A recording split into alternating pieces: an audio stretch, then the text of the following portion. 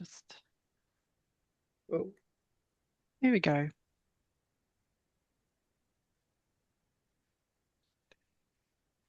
Kia ora everyone, welcome to Board Talks.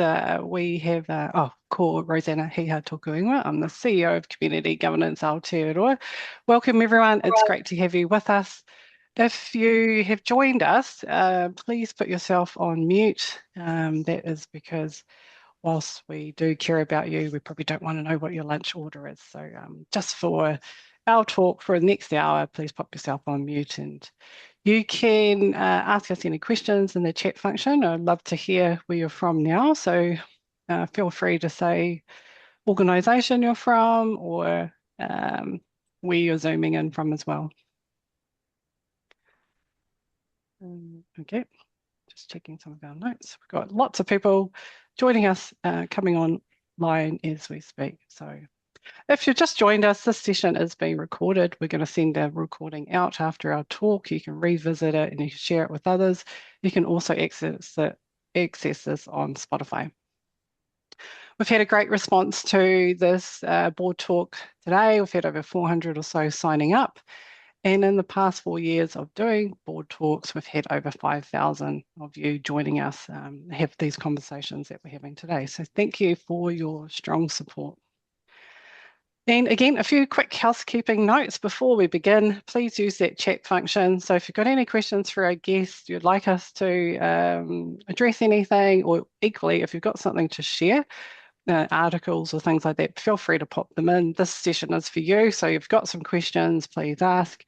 If they're very long, very technical, send us an email and we'll get to you with some other content. We'll take that one offline. But yeah, please feel free to comment as we go. What else? And if for those of you who are new, Board Talks has grown into a space where thousands of people have come from across the not-for-profit and community sector to focus on the issues that matter for us. This year's Board Talks series, so if you've signed up to this one, we've also got another 5, so they're run bi-monthly for this year. It is a back to basics kind of view. We run a sector survey every year. Some of the intel that you shared with us is that you'd like a little bit more information and content that's designed for real grassroots, flex roots, and community organisations. So that's why we kind of theme this year is back to basics.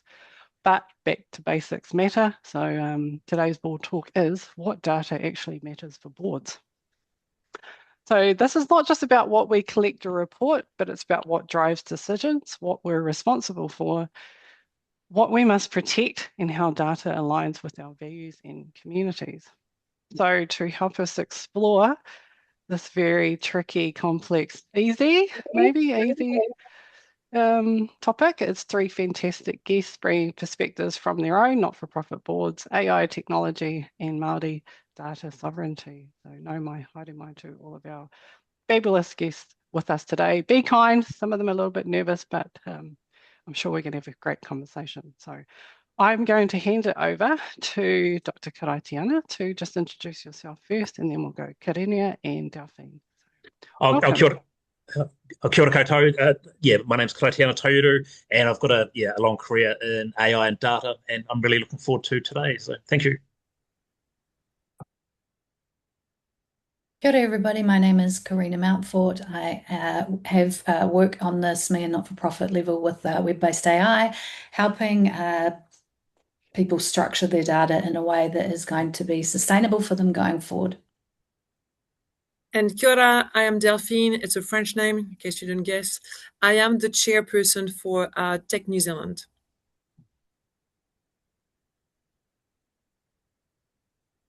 Welcome. So our first question that we've got up for our panel guests today is, what does the phrase or the term data, what does it mean when I ask you what does the data that matters for boards, what does it mean to you? I'd just like to see if you can give us your perspective on that. Who starts?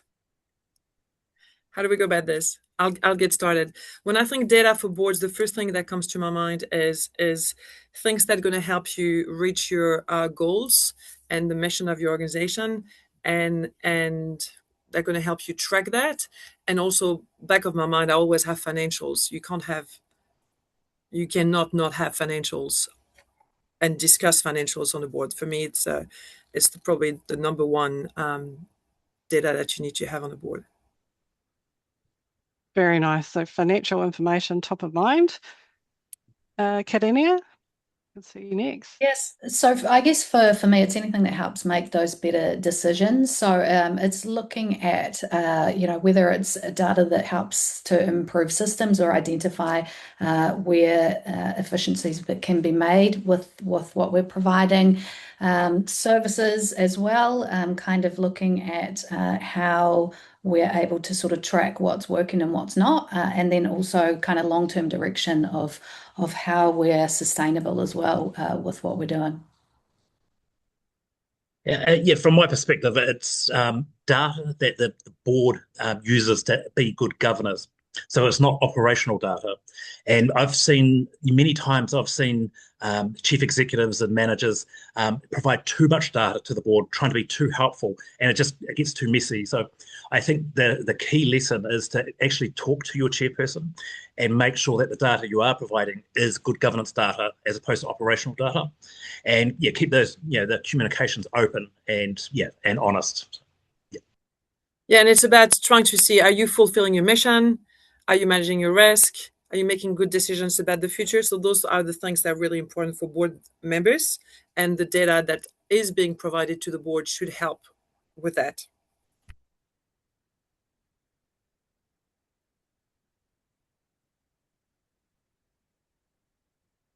We can't hear you, Rose.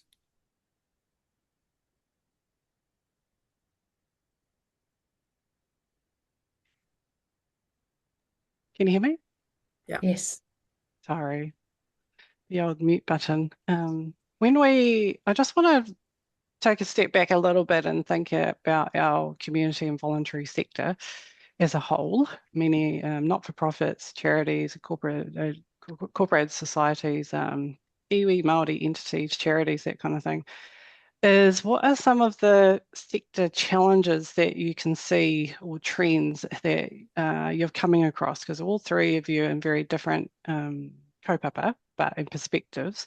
But what are some of the things that you think are either affecting our sector coming or that we should consider? So, Karaitiana, would you like to respond to this one? Yes. So I think probably top of my thinking is AI adoption. Is your data suitable? Is it clean? Is it categorized and labeled in a way that will improve efficiencies with your organization? Do you have gaps in your data? Do you know what data you actually have?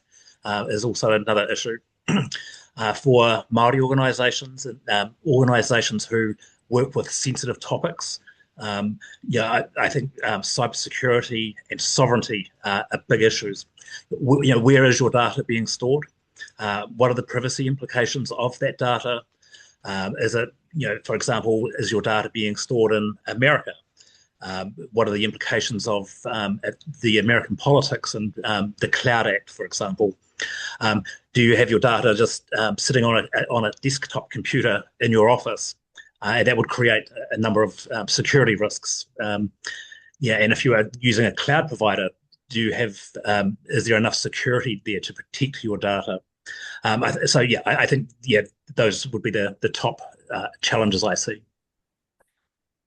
I think there's some challenges as well, and a lot of organizations need to report on the funding.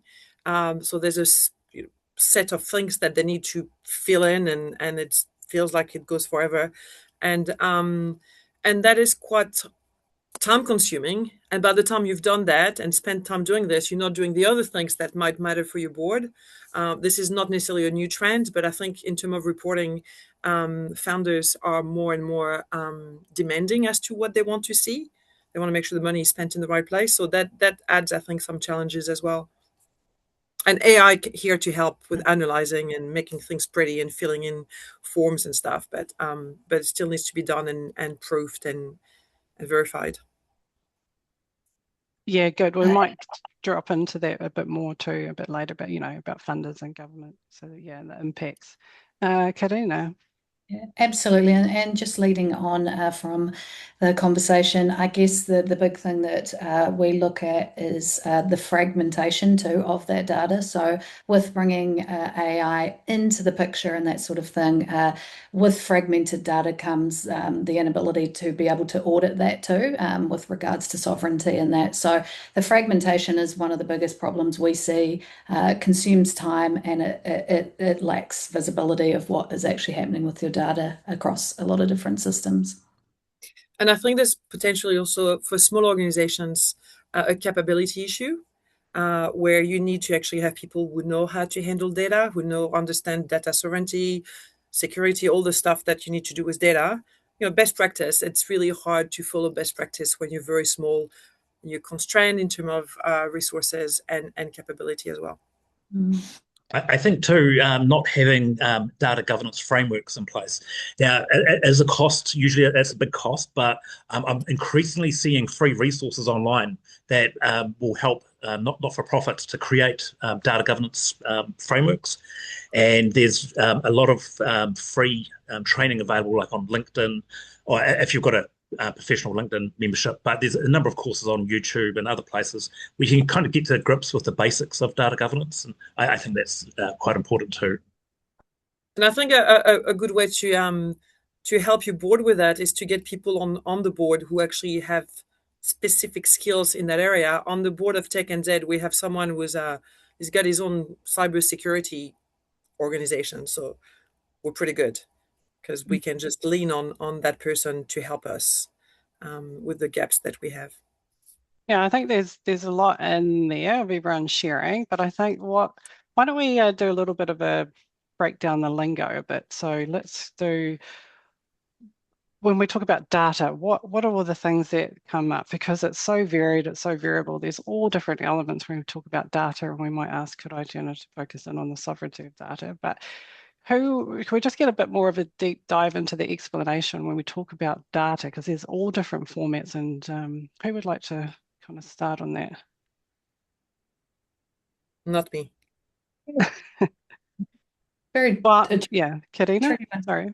Kind of to summarize, I mean, it's everything, right, that you process. So it's everything inside there. It's your people, it's your systems, it's your processes, it's everything is related to that. So I guess once you start to think about that, then it starts to make a little bit more sense of all these conversations that we're having around how each of those sort of different things is processed and what rules and regulations will apply to each of those different topics inside there. Nice.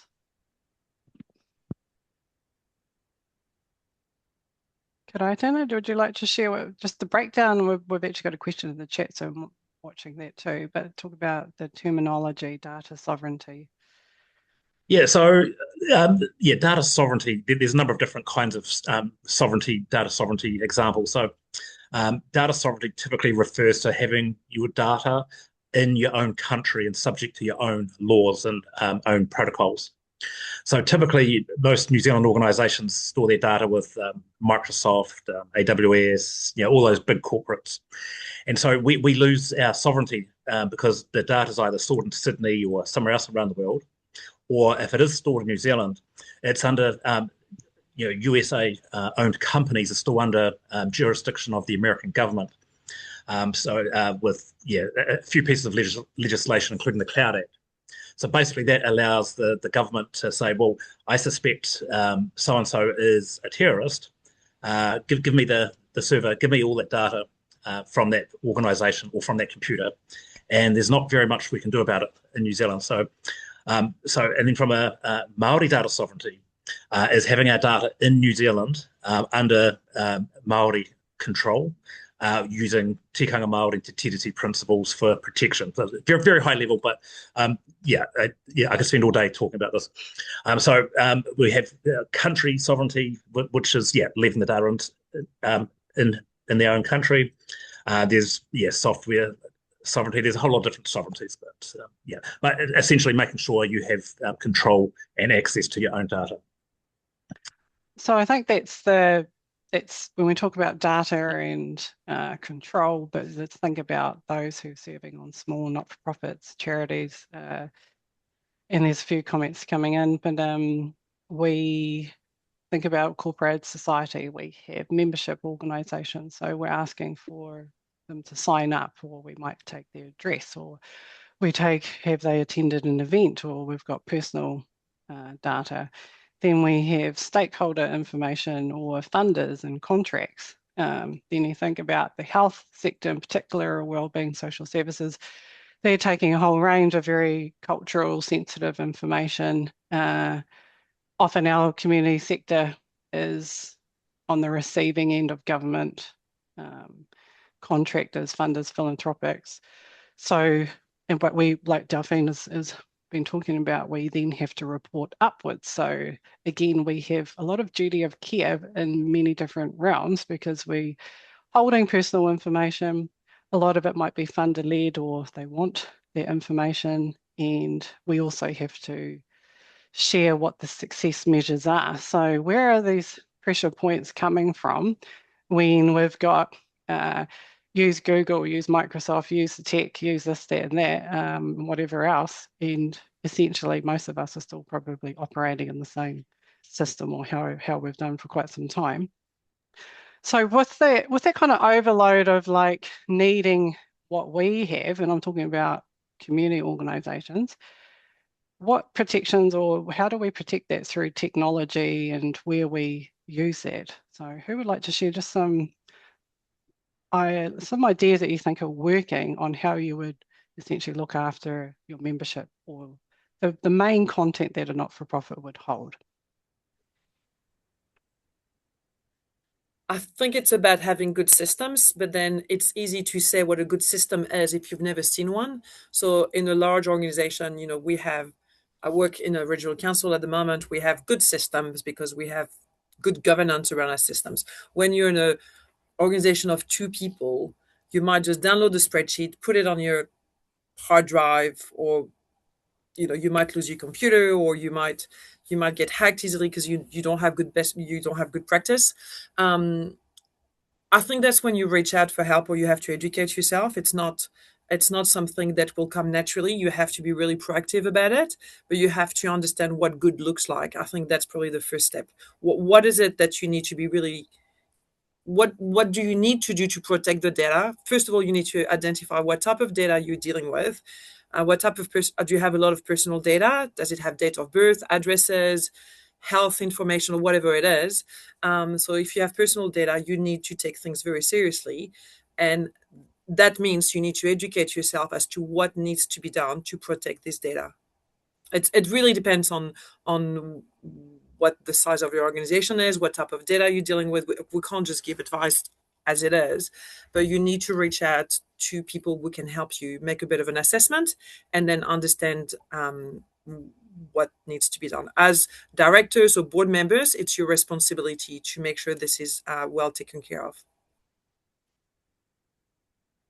I think as a director, depending on the data you have, so again, if you're an NFP that deals with sensitive information, then you probably at a board level, you probably want to do a risk management assessment on that data. And if is your membership database sensitive? Do you have sensitive personal details about victims in your system? Then you probably want to have that locked away and make sure it's more secure than your say your office documents, for example. So just at the board level, ensuring that's occurring. And I think, as was mentioned before, having an experienced IT person as a director is quite important these days. Yeah, we're seeing quite a few important conversations around this, with regards to sovereignty as well. I guess around that, again, that auditability. And sometimes we see the capability in a smaller setup is actually less, I guess, noisy than it is in a big setup, because you haven't actually got as many touch points inside there. So sometimes it's actually more consistent, that approach in there. But I guess, as we were saying, these systems aren't storing data onshore, unfortunately. It's most of them are offshore storage, and so it's having a look at, again, how are you able to clearly sort of map out and articulate where that data is stored, to be able to retain that conversation of sovereignty around being able to clearly audit what data is stored where, and then looking at the sensitivity of that data, like we're saying, around, in a heavily regulated industry, that's very different than, storing emails from a survey or a newsletter or something like that. So it's really kind of understanding how to get that, what level of security that data needs, and then the auditability of those systems that you're using to make sure they're covering you off for what you need. Obviously, we've had plenty of, things that are meant to be safe at the moment kind of compromised in the health space, as we've learnt. So just really looking at what that auditability looks like from your side, whether you're one person, two people, five people, or 500 people, it's consistent to be able to map that out with those systems you're using. Yeah, that's a great point around thinking about what are we holding and why are we asking it? And there was a comment also like, do we just have too much data on our hands, and we don't necessarily need to be asking for more. And actually, that's a good point. What organizations are not very good at doing is getting rid of data. Sometimes you don't need it anymore. You're like, oh, we'll keep it just in case. Well, keeping it just in case adds risk to your organization. You might as well just delete it. And unless it's really critical, delete it. People will not, we're never going to come back, or things that you're never going to revisit, just get rid of it. But I like what Karrina, you're talking about with this audit assessment. So basically, that's just have a look at what you're holding and what you've got already. And some of us might have organisations that have been around for 20, 30 years. So you've got a heck of a lot of information on your hands and stored, and these are often great stories and things like that. But again, the risk of getting into the cyber security and breaches is, what is the level that you hold and how can you protect it? And think in the personal nature, and I think lots of people probably top of mind is that recent My Health data breach, but is if that was you, how would you react? And I think that's a good way to do this for those of us in not-for-profits, is a bit of a case study, or have a look externally. If that was you, what would you not want to see out there in the world?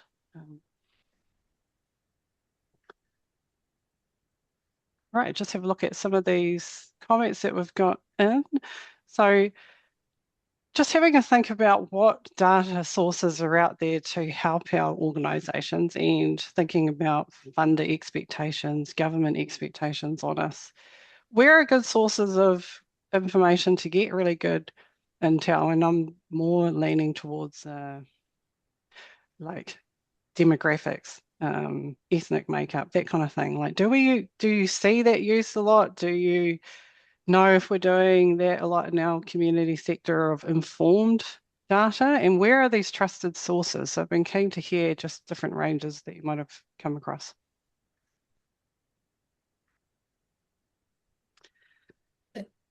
I don't know how to start that one. That's a tricky that's a tricky one. I think it's such a big conversation inside there. Obviously, there's different stats and things hold different information in that, but the reality is that it's so dynamic at the moment that I guess depending on the industry, we lean a lot on the industry boards and things to be able to give us some of those sorts of things from my perspective with the work that I do when we're looking at implementing things or auditing things, what the regulations are, and the boards, the industry boards will usually have that a lot of the time. We lean on them, but otherwise it's, I haven't found one readily available source for me yet. So that's from my experience.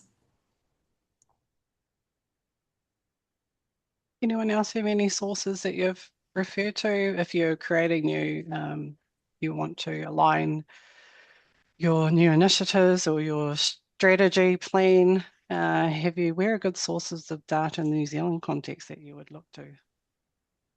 Yeah, I mean, sometimes I use the StatsNZ website and tefata.io for Māori data. And figure.nz has a lot of easily readable data, but yeah.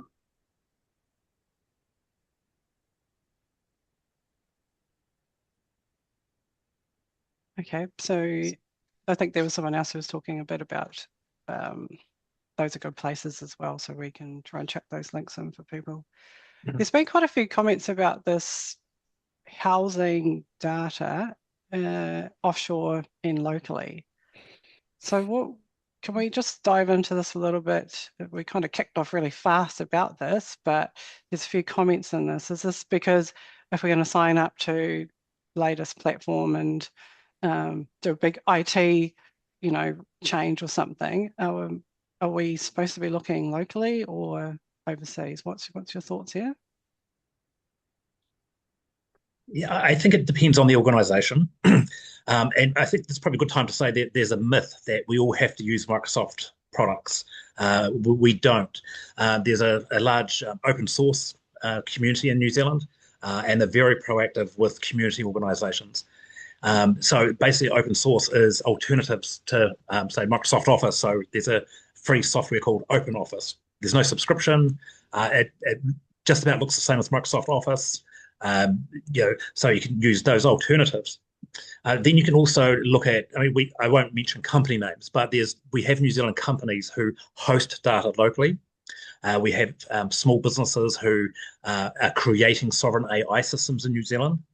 Again, I think depending on the data you have, you might want to look at our local suppliers. If you've got big data and it's sensitive, again, the board might want to do a risk assessment, and it might be that it's better just to leave it with those big tech companies. The security and the benefits might just outweigh the sovereign issues. But definitely look at both options. Look at local hosting, open source, and then compare them both for your own organisation's needs. I'll go next. I think the really important thing to understand, just following on from that, I guess, is that anytime it's using any AI technology, you've got a whole nother set of questions on top of that as well, because you've got your fundamental data and where that's stored, but then also the conversation around how, that's interacting with AI, and then where that goes. And so there's lots of different things inside there, which unfortunately we can't solve in a short amount of time. But yeah, there are lots of alternatives. I guess the alternatives open up, a conversation around how easily that's manageable and how big your team is to be able to work on that. But definitely just reviewing things, as was said, to make sure that you are able to, not just go with out of the box things that are available, really looking at what is being built here, and looking to support that. Yeah, I think there was some feedback in our chat is around looking at what is the technical or IT and the requirements, and then that may be becoming a little bit overwhelming. So where to start and the price point, that becomes a challenge. There was a really good also point around the AI use. Lots of people always saying that they use Chat GPT, or they're throwing in stuff and asking since we just share a little bit about that around what should you or not be putting in there. Yeah, I've got some quite good documents on this. I talk about this quite a lot if you want me to share some of those resources. But I guess anything, especially if you're using free tools of any description, nothing that's identifiable, absolutely nothing that's identifiable at all, because we can actually pull back a lot of that information with deep research that we do, and kind of show that. So nothing is the answer for that. If you're using enterprise grade, again, without the sovereignty kind of conversation inside that, because that is an important piece. But for data security, then then you're looking at a different level of security inside there with those enterprise grade accounts. So nothing in free, please. Also, don't get stuck on we're paying for it, but be paying for a personal pro account, because it's still training the model with that data as well. So making sure you're on those enterprise level plans before anything publicly identifiable goes in. Fully agree. I think just from a Te Ao Māori perspective, don't add anything that's tapu to an AI. Yeah, because basically, yeah, it learns from our data. So it's anything you don't want to give away for free to the rest of the world, don't put it in there. Mm. Delphine, have you come across anything that you've seen that you think, oh my gosh, people shouldn't be doing that, or? No, I mean, from a board perspective, no. I mean, we train our staff to behave a certain way. We have a use of AI policy within the organization that we make sure our staff follow, that we train our staff on. And as board members, we question the CEO to make sure that this is being done. And that's about it, really. We're quite large organizations, so we can do that. But if you're small and you have 2 staff, once again, you need to make sure that they know what to do. And as board members, it is your job to make sure that whoever runs your organization enforces that and check. Because some people they don't intend to do the wrong things. They just do not know what they should or should not do. Yep. So I think that's very useful, because those who might employ a general manager or staff and those on boards, it's also policy for the board and a policy for your staff and checking in that it's current, because technology is moving so quickly. Are you staying current? Are you reviewing it? That is our job too. So it's a very good point to make sure that we've got these protections as best we can, and that everyone knows. Like a few times I have questions that come into us at Community Governance Aotearoa to say, can we do our board resolution using WhatsApp? So there's lots of different platforms out there. We often have WhatsApp, there's Slack, there's Teams, there's email. So we also need to be a little bit careful about communication channels of what we are communicating with board members, with staff. So those personal channels that I know many have probably signed up to. In terms of an AI policy for organisations, there's multiple free templates online, and if you're a kaupapa Māori organisation, you'd probably find some templates on my website, taiuru.maori.nz. And there's also an education AI usage policy if you're in education on my website. But also, I mean, ChatGPT is pretty good at writing AI policies as well. I've seen a few organisations who have done that, and it's quite thorough. But I think if you can, have someone review it just to make sure it's suitable for your organisation. But yeah, I think the key thing is let staff use AI, but have the policy and procedures in place. Because if you don't have a policy, or if you have a policy that you can't use AI, my experience is staff will just use AI anyway, and it's probably more of a privacy breach than allowing them to use it. Mm-hmm. Yeah, it's just having some rules around it, isn't it? And education. And education. Guardrails and education, yeah. So when we talk about funders and government agencies and our responsibility upwards to demonstrate that we're, good practice and we're doing our services and that kind of thing, then we have also, on the flip side, we've got lots of research, evaluation, metrics. There's a few comments in our chat around the cost, because it is quite costly.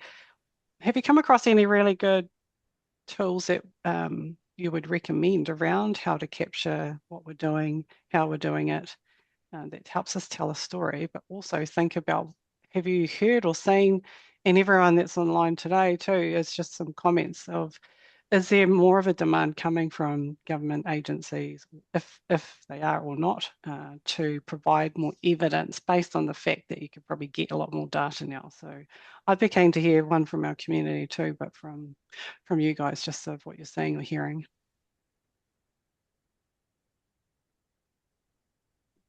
I don't have a strong opinion on this. I just know that there is always a lot of requirements to report on the spend, and that it's quite time consuming and can be difficult. I think with AI tools now, you can automate that in a really nice manner to save yourself a lot of time. So that's for me the trend, is that the analyzers, the reporting can be really automated and really simplified. That would be the tool that I would recommend everyone to use, providing you've got a good AI policy around it. Mm-hmm. Yeah, and I think someone just in the chat before, it's going on the side of mine around, there's lots of data, but what's the information around it? And I guess this is the key, benefit of some of these obviously regulated use of AI internally is being able to really take that data and make sense of it. And for everybody now, whether you've got, Copilot chat or what chat GPT, whatever it is that you're using, obviously with chat GPT paid and locked down. But it does give you the ability to really harness and kind of get that information and the visibility, just for everybody now by just actually natural language asking those questions. So I think that, there's a lot of switching from needing to use these different platforms and tools into some of the accessing some of those things we've already got now. Rightly or wrongly with Microsoft, it is actually sometimes safer to stay inside those environments as well, as opposed to create multiple different touch points outside of there. So just carrying on from that conversation you're saying about sort of storage of data, sometimes you can, if you've got the data housed in there anyway, and you're kind of conversing with AI on that to get the reports, the information out, at least it's still sort of staying in that one constraint, if you like. So. Thank you. Anyone else got any comments around just impact on reporting? I think if there's a change to more metrics and success measures, which does seem the way that it's going, that doesn't always tell the story though for many of us who are serving, rural community people and high needs, and that ability to tell that story, I think could be challenging when there's lots of other wraparound things and lots of other stuff that we're doing. But if the metrics and the reporting is wants to be how many did you get through and how many did this, then it's a bit different. So we still need that opportunity to tell the story narrative rather than just the metric data. I mean, reporting on funding often, I don't know if often, but reporting on funding can be on projects, can be on things that's not, the whole work that you do. It could be very specific, but at board level, you need to be very specific about what data you are reporting on outside of the funding reporting. Yeah, I think that's the whole human aspect. I mean, the board members need to be in communication with the manager and make sure that you're only getting, strategic governance materials instead of a lot of other data that's, mud. Sorry, I just saw mud in the comments. It's just muddies the water otherwise. Yeah, and while we're on that topic, I have a strong opinion on this. Like when I joined Tech New Zealand, we constantly have new board members, and everybody wants to bring their own touch to the board, and a lot of them are asking for, they want to see this and they want to see that, and I'm always cautious that we don't add a burden to our team, because preparing reports is very time consuming. Do we have good data? Is it of good quality? And is it going to be meaningful? Is it really going to, are the board members actually going to look at those numbers or those things and be able to make decisions based on that? If it doesn't serve that purpose, then we probably will not report on it. So it's about being really pragmatic. There's another association that I know of who have a CEO who prepares like a pack of 100 pages. And if you think about a board of volunteers who are given a pack of 100 pages every month or every second month, it's not possible that they can actually do their job properly as board members. So there's no point of doing this. You really need to be pragmatic with your measures that you are looking at and that you're giving to your board. Don't just dump stuff at them. Give them what's needed. Well, actually, they should request what they want, but information overload. Yeah, and preparation overload as well. Like you can't spend 1 or 2 days preparing for your board on a monthly basis. It's just too much work. You need to look at the balance between preparing and the reader and what they're going to do with it. Well, I think that's again challenging because we often have our own members to report back to about what's happening and direction of travel and are we on track, vision, purpose, that kind of thing, mission. And then we have our funders and those who, or government agencies funding, or the philanthropic sector. So they're, again, very different tailored reports, content, different set of information. And then to the board and then to our management. So they are very tricky places for us to all be operating within. And then that's where the complexity lies of like, what's the best platform to get in? You talk about IT and then talk about tech and then you talk about, then there's, comments about apps and then where to start. So that's kind of is the practical sense of that, how to treat all of this and the more that we're getting and reporting. So it's still very tricky for a lot of organizations to grapple with this, and bearing in mind technology is changing very quickly. So have any one of you come across any really good case studies or practical examples that you've seen about organizations really taking charge of, whether it's through their data governance or sovereignty policies, right through to the education part, which you're saying, but that we can kind of share as a kind of exemplar example? It would be good to know what's a good kind of case study, I think. I can't think of anything. I think we all everyone is a work in progress. Things change constantly, and I don't think anyone's got it dialed. I mean, I would love to see that, but we at Tech New Zealand, we've got quite a mature board, and we've got very senior people on the board. But even then, we're still trying to. First of all, I saw a comment. We all volunteers as well. So volunteer organizations, people don't necessarily have the same amount of time as others potentially, but also, we're all trying to suss out what is the next thing we need to do, like continuous improvement and working toward that. Yeah, nice. Yeah, that's a good point. I guess for just a couple of the smaller ones that we've worked with helping harness some of this technology that we're talking about here and kind of make sense of this data, create kind of reportable information back in an easier way. I guess we've seen the ability of the changing technology, especially with regards to kind of AI, because it's we're sort of helping people apply the levels of sort of stringing that information together too. So you were saying about storytelling there, Rose. We're able to kind of, take what is, so this is for smaller NFPs that we've helped recently, is take that information and rather than have it in, individual people's minds, kind of get an overview of each part that people are working on individually, for example, and then put that together in a cohesive sort of format. So we've kind of been helping people really harness that base layer of AI technology for this inside, Word or any of those sorts of things that people are already using. The ability for people also to be able to articulate that clearly now. So being able to transcribe something and then turn it into the whole sort of big picture of what that looks like, use it to also match against those numbers to create reports. I guess if I'm talking about, case studies and things, that's sort of the biggest thing that we've seen is the ability now for whether you're 2 people or whether you're 500, this technology kind of levels this up and, don't be shy to harness that.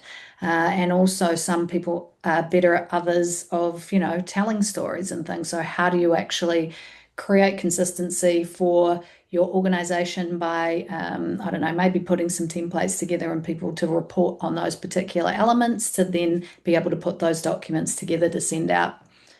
If that is helpful at all. Yeah, I think it is. I think probably switching it around a little bit, which is what you're saying as well, which pulling into that storytelling.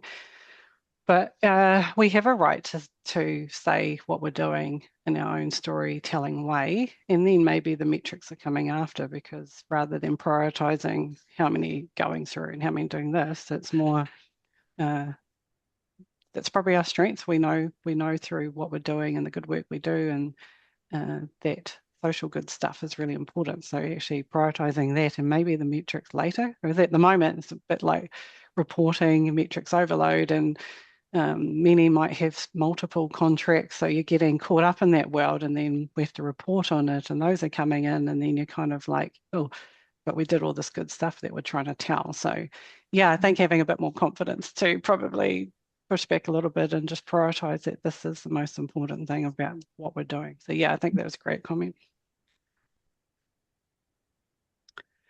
Karaitiana, did you ever?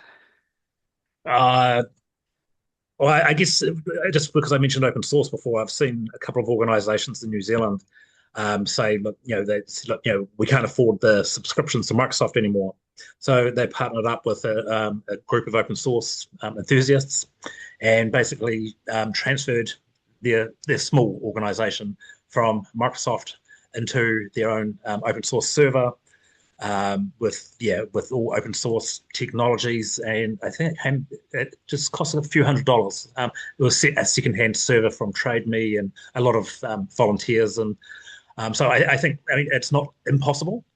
And so there's alternatives to Zoom. There's open source alternatives to everything, and you can run a fully non-big tech organization. But I guess the key issue is either having the skill set to help maintain the open source office, or having relationships, to keep that going. And again, it's not ideal for everybody, but there's I guess it's definitely feasible for some people.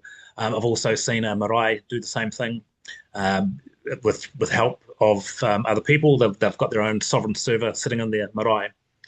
But I think there is risks. Backups, you need to think about the backups and what happens if your premises burns down, all those little things. But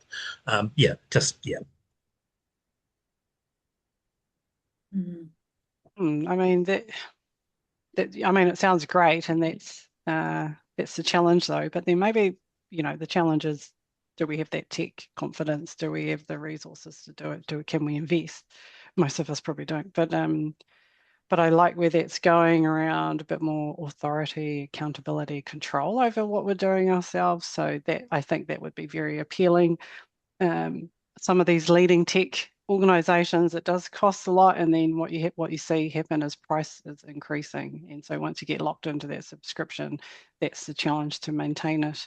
So I'm very keen to make sure that we do have a platform for our community sector. We've been trying to work on something as well that's safe, secure, and at a good price point, but it's actually not easy, and we've been working with some great providers as well. So yeah, really keen to thank you for sharing some of those real localized projects.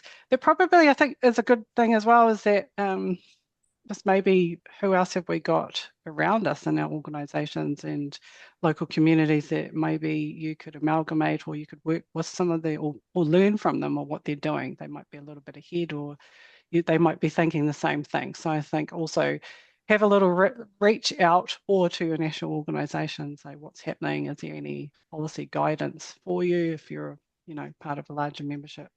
The Privacy Act also does have a lot of protection in there, but then again, it's still, you have to make sure that's overarching for your own organisation. So while you can try and rely on some things, once the breach happens, not much you can do once that's happened. So what impact is cybersecurity risk and breaches having on our boards and in governance, particularly of data? So I know we've got about 12 minutes or so, but I think this is a really good one, because we want to do the right thing. We want to protect. We want to make sure we're managing, governing. Can you give us some insight into ramifications of trialing things? What things can we do?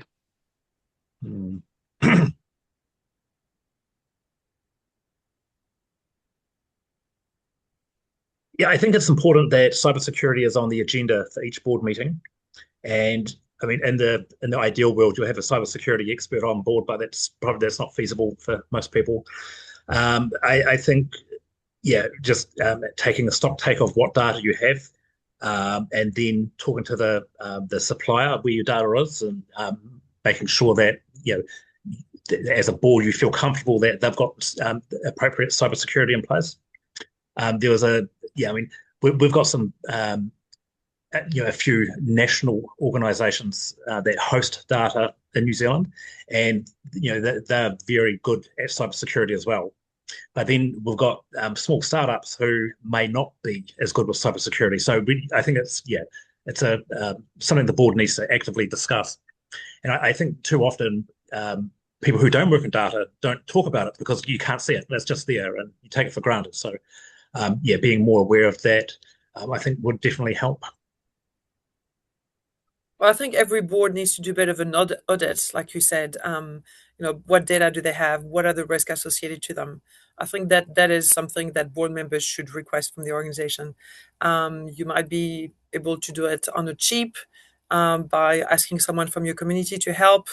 You may have to pay for it, but you cannot get away with not doing it. I think it's yeah, especially with the new landscape around data security breaches and stuff like this, especially if your data is particularly sensitive. So I would encourage everybody to think about doing an audit and moving forward with that. Yeah, so auditability is one of my favorite conversations that I have constantly, right? Any of these tools, you need to know where is it stored, where are they processing it, what does that look like? Now, if we think about the ability for organizations in New Zealand to be able to build their own things or participate in some of that, a lot of the time we are kind of moving into existing tools that are available. So just being able to query that data, check those terms and conditions that you tick before you tick them. What we say a lot of the time now, especially because we're not just dealing again with even these tools that we're using, what we also say is every tool now has AI inside that as well. So you've got actual multiple conversations that you're not just talking about where the data is stored, but actually what is accessing that data inside that system that you might not be aware of. So anything that predicts anything for you, anything that finishes a sentence, anything that kind of interacts with you now has an element of AI. So you've actually got the question of not just about the platform that you're using, but also that question. So we also say to people, run an audit through anything. If you're using Microsoft, again, we'll just focus on that one particular one, but anything you're using, this is a good use of ChatGPT free, is actually research that tool, go down and go away and write a list of everything that you've got that that people are using, put it in AI and ask it, any kind of vulnerabilities that might be exposing you to and what you need to think about. That's a really good way to use a free tool. And the only thing I'd suggest that you do in that, and then it's actually able to, like we were saying before, it can write you an AI policy. It can also write you, things that may identify any security issues where you might need to think about that. And so, use some of those tools to do some of that sort of work, to also bring back, it probably tell you where the data is stored, how it processes it, all of that sort of thing. There's a lot of things that it can tell you. So use the tools for some good things like that to show where those risks might be for you, and then sort of work to how you're going to mitigate some of those. Mm-hmm. Yeah, that's fantastic because just picking up what you said. So basically, we need to audit ourselves. Like we know our organizations best. So 101 is a bit of an audit of what we've got. And I kind of liken it to a little bit to like health and safety. So when we had the big, PCBU, rules, regulations, compliance, that was top of agenda for probably all of us, if you can remember that. And health and safety all the time. And I think that's the same with data governance, sovereignty, security. Is, are we in compliance? Have we got the governance? Have we got the training? But also when thinking about what we've got is the different levels. So is it secure? If it's personal information that's very sensitive, cultural, we're going to know that already. That needs a different level of protection around it, I would say. So thinking about the different levels of the email addresses, well, it's, that might be on the lower end. So just kind of scaling your risk based on what you're saying, Karrina, on your audit.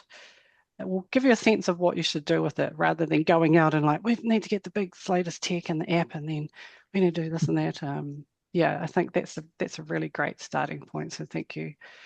We've got, Sorry, Rose. Can I just say one thing about one of the comments just there I can see around perplexity? Now, please understand that none of them are better than each other, in this case, especially in the world of kind of free. So all of them are comparative inside there. The safety, if you like, and again, this is interpretive of what level of safety we're talking about here. But if we're talking about the security of locking things down and not being publicly trainable, you need to be an enterprise. Other than that, generally they're all much of a muchness on the security aspect of public sort of training of data. So just an important thing on that there. And if I could just add with the cybersecurity, if people are interested in a low-level free training, Microsoft has an online academy, and so it's really helpful for non-technical people to do some of those security courses, especially if you're deploying AI agents in your organizations. It's my advice would be don't, but at least have a look at those free Microsoft courses. That's learn.microsoft.com. Is it that the one you're talking about? I think it is. Yeah, cheers. Nice, because I think that is the best advice. Start with free stuff. Like we will put a whole lot of range of links that have come in the chat and have a look at some of those free providers. So thank you for that as well. Last thing, kind of comments, because there's been a lot in this information. Hopefully it's been a helpful starting point to think about your next board meeting. So getting that on the agenda. I think everyone's adding it. Is the future. What's the future looking like for us dealing with technology, data, systems? Any trends, any global insights you want to share, or what you're focusing in on? I guess it's constantly changing at the moment. I mean, I'm in the world that I'm in, but I'm constantly having to train myself each day. So I guess I don't know if I can offer any kind of reassurance or security on what that looks like, but it's just, I think, keeping people up to date. Again, it doesn't have to, like we're saying, access those free resources for these platforms that are building this technology. They are putting it out. And if you're on Google have got it too. Again, even ChatGPT, Perplexity, all of them have got the different free trainings that they provide. So keep on top of those things. It's really, really important to make sure that you are keeping on top of continually upskilling as the technology evolves.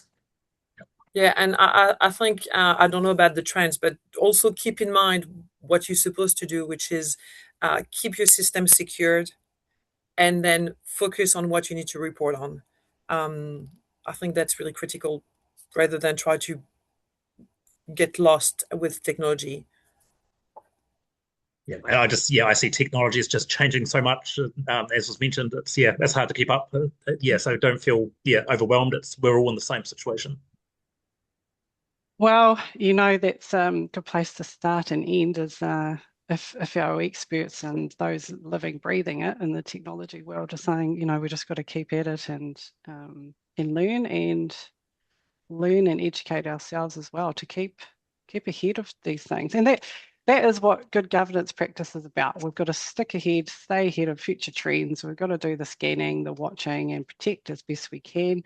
So I think that's an exciting year for all of us who are going to sign up and find some free stuff out there and keep learning. So thank you for sharing in what you're doing. Picking up on something that was just in the chat, which I thought, yep, that's really funny, is passwords. So yes, those of us who can never find them, never keep them, don't know. One of the biggest things that came out of the recent some of these cybersecurity breaches was around two-factor authentication. So simple often works best, and I think those are probably some of the, like what Delphine and everyone here is saying, is start with those basic security measures first. So we are pretty much right on time for finishing up. Anyone got any last comments or words, or we'll wrap up today's board talk? Thank you again so much for everyone joining us. Fantastic response. We will put some other things out, and if you've signed up, the recording will be available next week. And also, I think we've got some policies and some governance around AI that we'll share out as well, and maybe a bit of an audit sense check. So yeah, I really love that starter point. So to mihi nui. Thank you, everyone. Have a great weekend. Stay safe. Come back, join us again, and love having everyone here with us. So, Ka kite anō. Having me along. Kia ora. Kia ora.